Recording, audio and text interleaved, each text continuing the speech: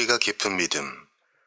그 속에 뿌리가 없어 잠깐 견디다가 말씀으로 인하여 환난이나 박해가 일어나는 때에는 곧 넘어지는 자요. 마가복음 4장 17절. 끝까지 견디는 한 명의 회심자가 믿음을 버리는 20명보다 낫다. 사랑하는 여러분, 나는 이 하나님의 집에서 일어난 모든 은혜로운 역사가 진정하고 영원한 것이기를 간절히 바란다. 그리고 우리 안에 계속해서 회심하는 자가 있다는 것에 진심으로 감사드린다.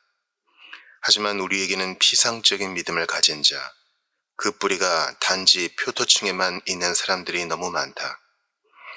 시련의 시기가 오면 잠깐밖에 견디지 못하고 믿음을 버리는 20명보다 끝까지 견디는 단 한 명의 회심자가 더 낫다. 나는 이제부터 같은 악을 다룬 서로 다른 세 구절, 흙이 깊지 않은 믿음, 습기가 없는 믿음, 그 속에 뿌리가 없는 믿음을 주제로 설교를 할 것이다. 설교 중에 자신의 믿음이 여기에 해당되는 것 같아 두려움에 떨 자들이 분명히 있을 것이다. 부모의 믿음에서 벗어나라.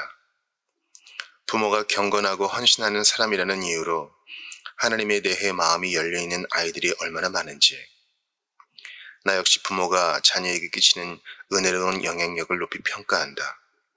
응당 그래야 한다. 하지만 나는 부모의 영향력이 여러분의 마음속에 임하시는 성령의 역사를 대신하지 않기를 간절히 기도한다. 만약 아이들이 한창 자라는 시기에 아버지가 세상을 떠난다면 그것은 가족에게 재앙이다. 말할 수 없이 두렵고 위험한 상황일 것이다. 게다가 아버지를 잃은 자들의 마음속에 참된 은혜의 역사가 일어나지 않는다면 아버지의 죽음은 곧 그들의 신앙이 거짓이었음을 드러내는 기회가 될 뿐이다. 아버지의 죽음을 통해 그들이 자신을 제어했던 것에서 벗어나 마음대로 방종한 삶을 살아가기 때문이다. 사랑하는 젊은이들이여, 여러분에게 선포한다. 당신은 거듭나야만 한다. 다음과 같이 말할 수 있는 자는 진정한 그리스도인이다. 제 아버지와 어머니가 세상을 떠나신다면 너무 가슴이 아플 것이고 엄청난 상실감을 느낄 것입니다. 하지만 그런 일이 일어나더라도 저는 하나님의 은혜로 이전과 마찬가지로 강력히 그리스도를 붙들 것입니다. 오히려 더 단단히 붙잡겠습니다.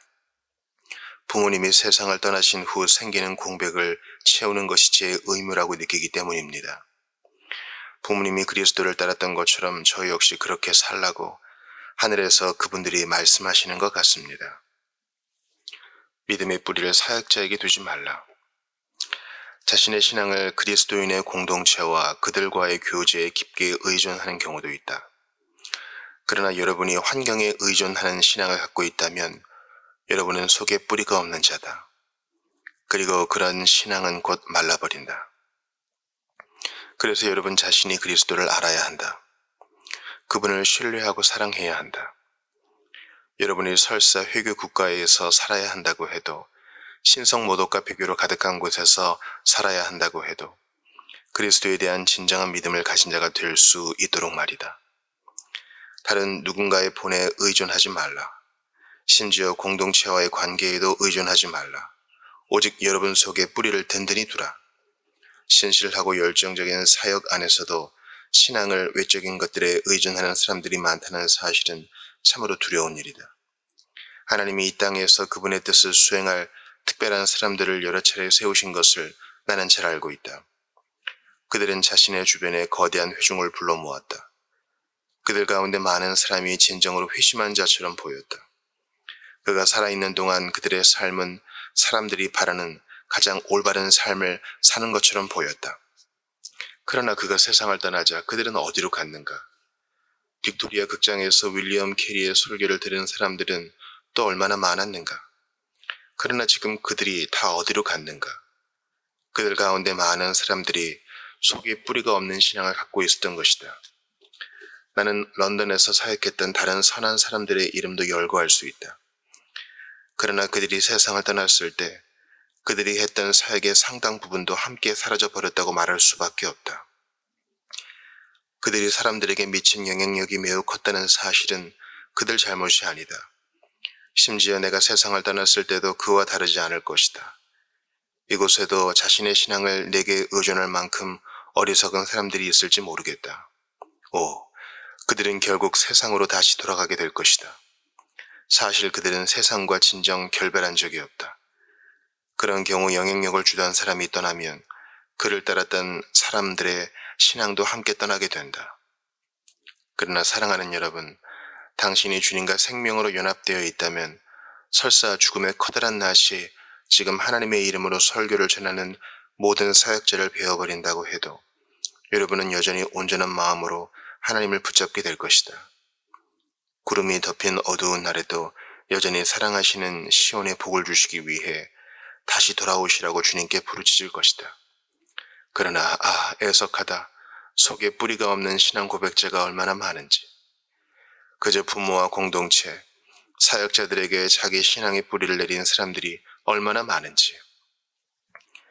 환경에 의존하는 믿음에는 뿌리가 없다.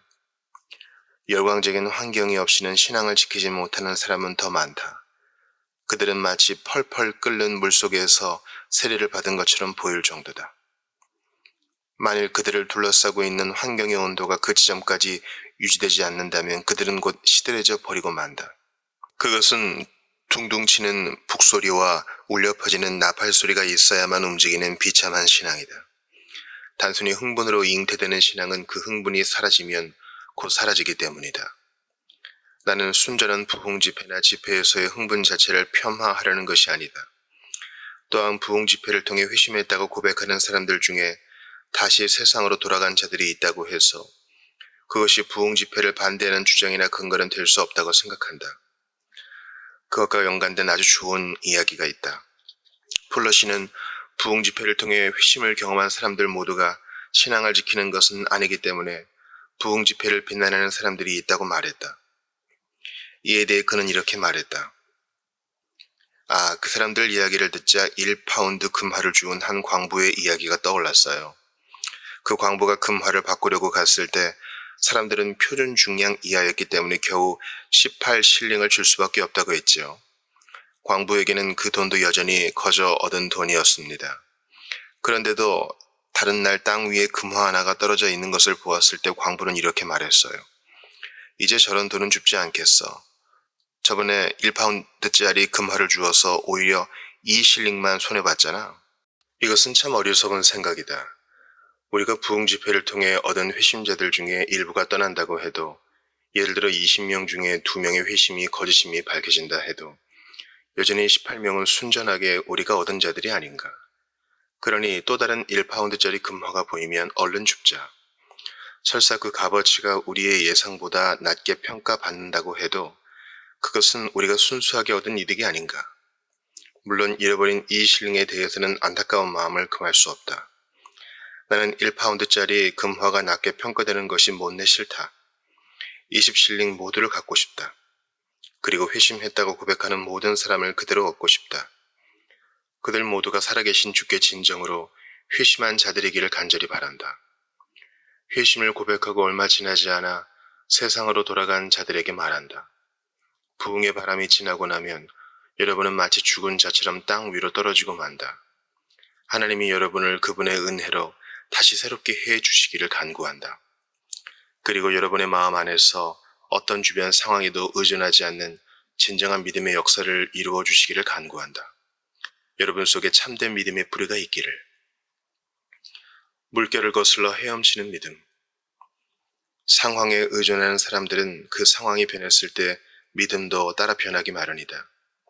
신실한 믿음을 가졌던 자라도 경건하지 않은 가족 속에 들어가게 되면 믿지 않는 자가 되는 경우가 얼마나 많은가. 그들은 단지 물결에 따라 흔들리며 떠다닐 뿐이다. 오래전에 있었던 일이다. 한 사람이 다른 사람에게 템스강에서 목욕을 하고 있는 저 사람이 퀘이커 교도가 아니냐고 물었다. 다른 사람이 대답했다. 그가 퀘이커 교도인지 아닌지 내가 어떻게 알겠어요? 태가 넓은 모자를 쓰고 있지도 않잖아요. 물론 그렇지요. 하지만 그런 모자가 없어도 그를 알아볼 수가 있어요. 그는 분명히 물결을 거슬러서 헤엄을 치고 있었을 테니까요. 바로 그것이 우리가 그리스도인을 구별해내는 방식이다. 그리스도인은 분명히 물결을 거슬러서 헤엄을 치는 사람이다. 살아있는 물고기는 물결을 거슬러서 헤엄을 친다. 그러나 죽은 물고기는 물결을 따라 둥둥 떠다닐 뿐이다. 그들은 그리스도인들과 함께 있는 동안에는 자신도 그리스도인이라고 고백한다. 그러나 경건하지 않은 자들과 함께 있게 되면 그들은 금세 경건하지 않은 자가 되어버린다. 그런 신앙은 아무런 열매도 맺지 못한다. 고난에 대해 더 확연히 드러나는 믿음. 우리 주님의 비유에 따르면 그 속에 뿌리가 있는 신앙인지 아닌지는 특별히 그들이 말씀으로 인해 환난이나 박해를 견뎌야 할 경우에 더 분명히 드러난다. 그리스도인이기 때문에 받아야 하는 고난을 감당할 수 없을 경우 사람들은 자신이 구원받지 못할까봐 두려워한다. 그들은 누군가가 자신을 조롱하고 비웃으며 손가락질하는 것을 견디지 못한다. 단지 교회에 다닌다는 이유로 존경받는 것은 마다하지 않지만 거리에서 사람들에게 비난을 받고 조롱거리가 되는 것은 싫어한다. 그들은 그런 것을 견디지 못하고 결국 떠나버린다. 외적인 것들에 의존하는 가엾은 자들이여. 하나님은 여러분을 그런 악에서 건져주신다. 여러분이 하나님의 은혜로 세상과 구별되기를 기도한다. 참되고 견고하며 모든 고난에 대해 인내하면서 뿌리를 깊이 내리기를 간절히 기도한다. 잠깐의 신앙 고백. 다음으로 그런 사람들이 본질적인 것에서 결함이 있다는 사실에 주목할 필요가 있다. 이 씨앗들은 돌판 위에 쌓인 푸석푸석한 흙 위에 떨어지면 금세 자란다. 흙이 너무 얕고 해가 금세 싹을 틔웠기 때문에 더 빨리 자랐다. 그러나 그것은 단지 잠깐일 뿐이다. 그 속에 뿌리가 없어 잠깐 견디다가 그들은 교회에 잠깐만 동참했다. 교회 학교에서 잠깐만 배웠다. 그들은 잠깐만 신앙에 대해 열정적인 태도를 보였다. 이 단어가 내게는 마치 조종처럼 들린다. 그 말씀 속에 얼마나 깊은 슬픔이 숨어 있는가. 단지 잠깐만 회심한다는 것은 얼마나 끔찍한 일인가. 잠깐만 신앙 고백자가 되는 것은 얼마나 두려운 일인가. 싹이 날 때 입속에는 결함이 없었다. 그러나 뿌리에 결함이 있었다. 그것은 치명적인 결함이다. 식물에게 뿌리가 없다는 것은 사람에게 심장이 없는 것과 마찬가지다. 뿌리와 같은 본질이 없다면 시간이 아무리 많이 흘러도 식물 안에 결코 생명이 있을 수 없다. 뿌리는 숨겨진 은혜다. 뿌리가 의미하는 것이 무엇인가? 먼저 뿌리는 숨겨진 은혜를 의미한다. 뿌리는 땅 속에 있기 때문에 눈으로 볼 수 없다. 식물의 가장 중요한 부분은 눈에 보이지 않는다. 뿌리는 주의 깊게 살펴보지 않는 사람에게는 전혀 관심의 대상도 되지 않고 감흥도 주지 못한다. 하지만 나무가 땅 위에서 지탱하고 서 있기 위해서는 땅 속에서도 그만큼을 지탱하고 있어야 한다. 진정한 그리스도인이여, 땅 위에 있는 것만큼이나 항상 땅 속에도 많은 것이 있다. 땅 속의 일은 자주 간과되지만 실제로는 매우 중요하다. 사실 그것이야말로 본질적인 것이다. 참된 그리스도인이 지닌 뿌리 가운데 하나는 은밀한 회개다. 은밀한 기도 역시 마찬가지다. 그런 것들은 땅 속으로 깊이 뻗어 내려가는 뿌리다. 그런 것들이 없다면 뿌리가 없는 것이다. 하나님과의 은밀한 교제, 하늘 아버지와 마음의 대화를 나누는 것, 뜨거운 교제와 찬양 속에서 부어지는 은밀한 사랑, 누구도 결코 들여다볼 수 없는 내면의 삶, 그 모든 것이 우리의 가장 중요한 부분이다. 기초가 없는 집은 무너지고 만다. 여러분이 장사를 하는데 여러분이 가진 상품들이 진열장에 있는 것이 전부라면 여러분은 머지않아 그 일에서 실패하게 될 것이다. 마찬가지로 겉으로 드러나는 당신의 경건함과 신앙심이 여러분이 가진 거의 전부라면 당신은 보여줄 것이 그리 많지 않은 사람이다. 집 짓는 사람들 비유는 이 사실에 대해 분명히 증언하고 있다. 그들은 좋은 기초를 세우지 않고 서둘러 집을 지었다. 그러나 시간이 흐르자 그 집들은 점점 무너져 내렸다. 그만큼 기초를 놓는 일이야말로 가장 중요하다. 물론 아무도 그것을 볼 수 없기 때문에 아무도 그것을 칭찬하지 않을지도 모른다. 어쩌면 그것이 있다는 것조차 깨닫지 못할 수 있다. 사랑하는 청중이여, 그럼에도 불구하고 우리는 좋은 기초를 놓아야 한다. 진정으로 참되고 순전한 믿음을 통해 우리 영혼을 살아계신 그리스도 위에 은밀히 세우자. 그것이 바로 숨어있는 실체의 뿌리의 진면목이다. 그러나 돌처럼 딱딱하게 굳어버린 땅과 같은 청중들에게는 뿌리가 없다. 숨겨진 은혜가 없는 것이다. 뿌리는 나무를 붙들어주고 고정시킨다. 거대한 떡갈나무조차 뿌리가 없다면 숲속에 있던 자리에서 찢겨져 멀리 날아가 버린다. 뿌리는 땅속에서 대형 식물을 견고히 붙들어주는 닭과 같다. 그리스도인이 확신을 견고히 붙잡는다는 것은 그에게 매우 본질적인 문제다. 설사 그에게 의문이 남아있다 할지라도 진리를 통해 그 의문과 싸우고 견고하게 붙잡을 것이기 때문이다. 여러분의 영혼으로 검증하고 시험해서 확신을 얻은 것이 진정한 신앙이다. 그리스도는 당신에게 어린아이와 같은 믿음을 가지고 오라고 하신다. 그렇게 할 때 그리스도가 여러분에게 안식을 주실 것이다. 오, 뿌리 없는 그리스도인이 얼마나 많은가. 어느 날 그들은 다른 형태의 교리를 듣는다. 내가 들어온 것은 아니지만 솔깃하군. 그들은 전하는 자의 설득력에 마음을 빼앗겨 그가 말하는 것을 다 받아들인다. 사탄은 매우 교활하다. 만일 이런 사람들이 사탄이 전하는 말을 듣는다면 그가 말한 것을 모두 받아들일 수 있을 정도다. 그들은 아무것도 이해하지도 못하고 꽉 붙잡고 있는 것도 없기 때문이다. 그들은 마치 해도도 나침반도 없고 선장도 키도 없이 바다 위를 표류하는 배와 같다. 그렇게 바다 위를 떠돌다 바위와 부딪혀 침몰할 것이다. 오직 하나님만이 그들의 끝이 어떠할지를 아신다. 그것은 분명 비극적인 결말이 될 것이다. 오, 사랑하는 친구들이여, 나는 여러분 모두가 참된 신앙의 뿌리를 갖기를 진심으로 원한다. 하나님을 아는 것이 우리의 뿌리다. 어느 날 한 여인이 성경이 참인 것을 어떻게 그렇게 확신할 수 있느냐는 질문을 받았다. 그러자 여인은 이렇게 대답했다.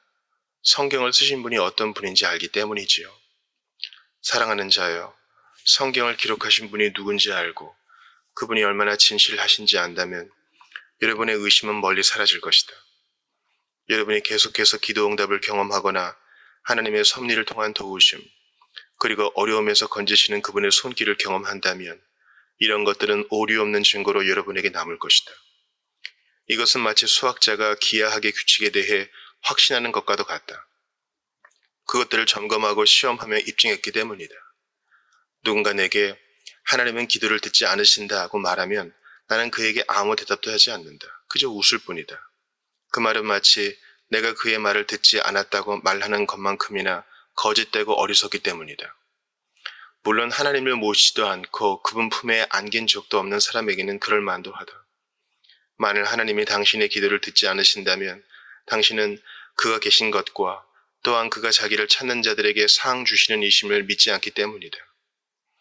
당신의 마음이 그런 상태이면서 어떻게 하나님이 당신의 기도를 들으시기를 기대할 수 있겠는가? 하나님은 그런 기도를 듣겠다고 말씀하지 않으셨다. 그러나 하나님이 계심을 믿고 아이처럼 그분에게 나온다면 그분은 확실하게 당신의 기도를 들으신다. 이것은 결코 가정이나 추측의 문제가 아니다. 우리 안에 이런 뿌리들이 있기 때문에 이것은 분명한 사실이다. 뿌리는 지속적인 생명을 보장한다. 또한 뿌리는 지속시켜주는 수단이다. 만일 여러분이 이런 뿌리들을 갖고 있지 않다면 여러분은 분명히 말라버리게 될 것이다. 한 아이가 아버지의 정원에서 꽃을 따서 자신의 작은 화단에 찔러 넣듯이 옮겨 심고는 이렇게 말한다. 아빠 다알리아가 제 화단에 피었어요. 보세요, 제 화단 예쁘죠? 그러나 며칠이 지나지 않아서 그 꽃들은 모두 시들어 버렸다. 다시. 한 아이가 아버지의 정원에서 꽃을 따서 자신의 작은 화단에 찔러 넣듯이 옮겨 심고는 이렇게 말한다. 아빠 다알리아가 제 화단에 피었어요. 보세요, 제 화단 예쁘죠? 그러나 며칠이 지나지 않아서 그 꽃들은 모두 시들어 버린다. 꽃들에게 뿌리가 없기 때문이다. 그렇듯이 여러분이 계속해서 그리스도인으로 살아가고 싶다면 오직 하나님만이 영혼 속으로 넣어주실 수 있는 지속적인 생명을 보장하는 은밀한 것을 소유해야 한다. 그리고 일단 그것을 소유하게 되면 영혼이 당신 안에 거한다. 우리 주님이 사마리아 여인에게 무엇이라고 말씀하셨는가? 내가 주는 물을 마시는 자는 영원히 목마르지 아니하리니 내가 주는 물은 그 속에서 영생하도록 솟아나는 샘물이 되리라. 주님은 유대인들에게도 이렇게 말씀하셨다. 내 양은 내 음성을 들으며 나는 그들을 알며 그들은 나를 따르느니라. 내가 그들에게 영생을 주노니 영원히 멸망하지 아니할 것이요 또 그들을 내 손에서 빼앗을 자가 없느니라. 뿌리가 의미하는 것이란 이런 것들이다. 뿌리는 지속성을 담고 있다. 그 지속적인 생명을 소유하라. 뿌리로 빨아들이는 믿음의 영양분. 또한 뿌리는 살아있는 동화작용과 융합과정을 통해 생명 유지에 필요한 양분을 받아들인다. 식물을 땅속에 박혀 있는 막대기와 묶어 놓을 수는 있다. 그리고 계속해서 그 상태로 둘 수도 있다. 그러나 뿌리가 없다면 식물은 곧 말라버리고 만다. 뿌리는 식물이 필요로 하는 영양분을 발견할 때까지 계속해서 뻗어나간다. 전나무의 뿌리는 바위까지 타고 올라가 자란다. 나는 알프스 산 한가운데서 거대한 바위와 그 바위를 타고 자라는 멋진 소나무를 자주 보았다. 한 뿌리는 이쪽에서 뻗어내려가고 다른 뿌리는 다른 쪽에서 뻗어내려간다. 그래서 전체 뿌리가 마치 커다란 바위를 움켜잡은 거대한 독수리의 발톱처럼 보인다. 이 거대한 뿌리가 무슨 일을 하는가? 그 아래에는 좋은 흙이 있다. 그렇다. 뿌리는 그 흙에 도달할 때까지 커다란 바위를 감싸며 뻗어내려간 것이다. 이 뿌리들은 점점 더 뻗어나가 또 다른 바위로 뻗어내려간다. 그러나 더 이상 뻗어내려갈 바위가 없을 때는 교묘히 오른쪽, 왼쪽으로 방향을 틀어 좋은 땅과 물을 찾아 내려간다. 마치 뿌리가 지성을 가진 것처럼 보일 정도다. 뿌리가 어떻게 요리조리 감고 비틀며 먼 거리를 뻗어나가는지를 보면 경이롭기 그지없다. 프랑스 남부지방에서도 어떤 나무의 뿌리를 본 적이 있다. 그 뿌리는 이 교회의 2층 전체의 길이만큼이나 긴 거리를 뻗어나가 있었다. 마침내 물을 찾아 그다지 특별히 보일 것도 없는 나무에 물을 공급해 줄 때까지 뿌리는 계속해서 뻗어나갔다. 나무는 그렇게 영양분을 받았다. 그것이 바로 뿌리가 가진 힘이다. 영적인 양식을 찾기 위해 필요한 뿌리. 우리에게 뿌리가 필요한 이유는 무엇인가? 바로 영적인 양식을 찾아가기 위해서다. 우리에게 영적인 영양분을 제공해 줄 수 있는 성경의 모든 말씀 속으로 뿌리를 뻗기 위해서다. 뿌리는 설명하기 힘든 신비한 생명화학 반응을 통해 물질들을 빨아들이기 시작한다. 뿌리는 흙 속에서 필요한 양분을 선택하고 불필요한 물질들은 거부하면서 놀라운 기술로 식물이나 나무가 잎과 열매를 만들어낼 수 있게 한다. 그리고 빨아들인 물질을 식물이나 나무의 생명을 담은 수액으로 바꾼다. 어떤 화학자도 이런 기술을 행할 수 없었다. 그러나 하나님의 화학기술은 이런 작은 뿌리를 통해 그처럼 놀라운 일을 행한다. 여러분은 영적인 양식을 끊임없이 찾아가고 그리스도를 더욱 붙잡기 위해 여러분 안에 뿌리가 있는지를 먼저 발견해야 한다. 그런 다음 그리스도께서 이미 여러분에게 주신 영적인 생명의 양분을 공급해 달라고 구하는 것이다. 당신 안에 있는 그리스도의 생명으로 살아가며 그분에게 양식을 얻고 그분의 말씀을 당신의 삶으로 살아내는 것이다.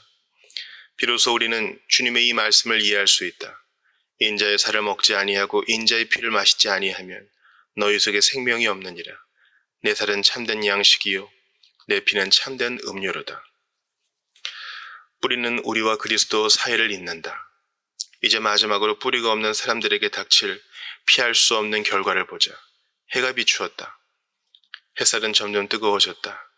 점차 야위어가는 이 뿌리 없는 식물을 사라지게 하기에 충분한 수준이었다.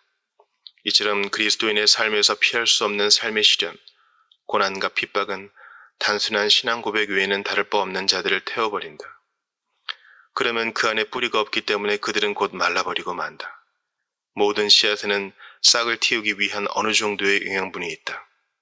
그래서 돌밭에 뿌려진 씨앗도 처음에는 따뜻한 햇살 속에서 홀로 싹을 틔울 수 있는 것이다. 어떤 사람들은 몇 가지 올바른 개념과 선한 감정만을 가지고 믿음의 삶을 시작한다. 하지만 그것은 이내 고갈되기 시작한다. 돌밭의 씨앗에게는 새로운 공급을 받아들일 수단이 없는 것이다. 이들은 뿌리가 없기 때문에 어떤 것을 향해서도 뻗어나갈 수가 없다. 마찬가지로 뿌리 없는 자들에게는 나아가야 할 그리스도가 없다. 그들에게는 영원한 생명도 언약의 목적도 의지할 성령님의 원칙도 없다. 그래서 그들이 본래 갖고 시작했던 것들이 모두 사라졌을 때 그들은 모든 것 되시는 분에게 나와 더 많은 것을 구하지 못한다. 그들과 그리스도 사이에 아무런 연결고리도 없기 때문이다. 좀 더 명확하게 말해보자. 그런 사람들의 경우 실제로 어떤 일이 일어나는가? 때로는 그들은 거룩한 행위를 한다. 그러나 또 다른 때에는 건전한 교리에서 떠나버린다. 또 어떤 이들은 전에 가졌던 모든 열정을 잃어버리고 서서히 죽어가기도 한다.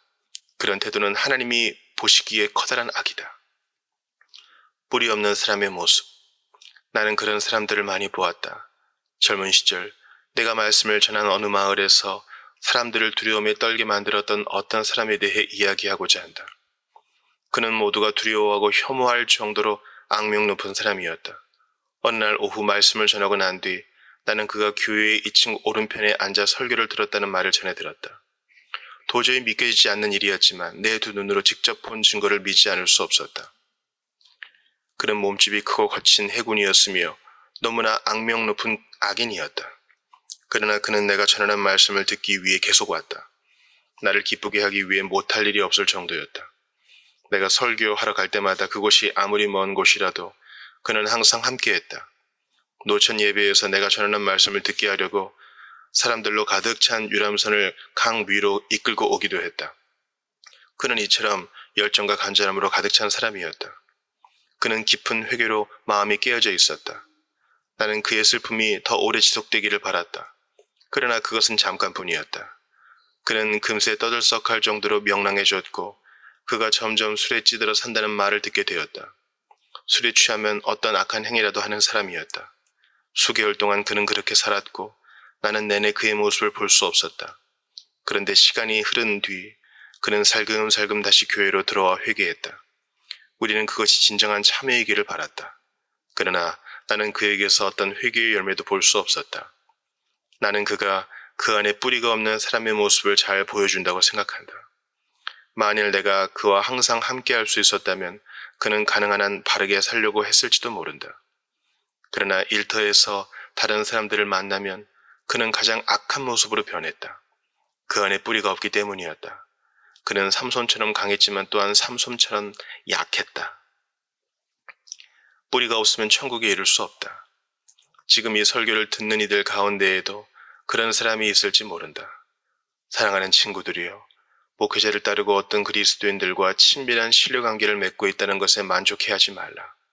대신 하나님에게 새 마음과 의로운 심령을 달라고 구하라. 그렇지 않으면 그것은 단지 일시적인 개혁일 뿐이다. 아무리 좋아 보여도 그것은 여러분을 결코 천국으로 데려가지 못한다. 한 사람이 아버지의 권유로 이 기도의 집에 찾아왔다. 그가 누구인지는 말하지 않겠다. 그는 일주일 동안 번 돈을 토요일 밤마다 탕진하는 습관이 있었다. 그 때문에 가족은 비참하고 가난한 삶을 살아야 했다. 그러나 그는 이곳으로 인도되었고 그에게 일어난 변화는 실로 놀라웠다. 그가 우리 교회에 출석한 지 얼마 되지 않아 많은 변화가 일어난 것이다. 살고 있는 집도 달라졌고 아내와 아이들의 모습도 달라졌다. 우리는 모두 기뻐했다. 연로한 그의 아버지도 아들의 달라진 모습에 매우 기뻐하고 행복해했다. 아들이 회심한 게 분명해요. 그의 모습이 매우 희망적이어서 교회에 등록하러 나를 만나기로 약속을 정할 정도였다. 그러나 안타깝게도 그는 이제 교회에 나오지 않는다. 그리고 토요일 밤을 여전히 악명 높은 지난 날처럼 보낸다. 그의 가족은 다시 전처럼 불행해졌다. 그 역시 뿌리가 없는 사람이었다. 그는 이곳에 와서 단지 잠깐 동안만 감동을 받고 유익을 얻은 수많은 사람의 초상화였을 뿐이다. 그들은 사역을 하지만 결국 그것을 깨뜨리고 만다. 그들은 세례를 받지만 다시 죄로 돌아가 버리고 만다. 그들 안에는 뿌리가 없다. 그래서 금세 시들어 버린다. 어떤 때는 악한 자들과 어울리고 또 어떤 때는 악한 여인과 어울린다. 또 다른 때에는 술잔과 더불어 지낸다. 우리가 은혜의 참된 역사이기를 바랐지만 뿌리가 없으면 결국 이렇게 된다. 영원한 변화와 구원을 위해 그리스도에게 나오라. 그렇다면 어떻게 해야 하는가? 예수 그리스도께 와서 진정으로 그분을 신뢰하라. 여러분 자신을 그리스도에게 드린다면 그분이 여러분을 바꿔주실 것이다. 그러면 여러분은 진정으로 변화될 것이다. 여러분의 영혼을 그리스도가 지키시도록 내어드린다면 그분이 당신을 영원토록 지켜주신다. 여러분이 스스로를 구하고자 한다면 여러분은 분명히 잃어버린 자가 될 것이다. 그러나 그리스도가 여러분을 구원해 주실 수 있도록 그분에게 나온다면 여러분은 분명 영원히 구원받은 자가 될 것이다. 오 그리스도의 은혜가 지금부터 영원토록 자신을 철저히 내려놓게 하고 온전히 그분 안에서 안식하도록 인도하시기를. 그분의 이름에 모든 찬양과 영광이 있을지어다. 아멘.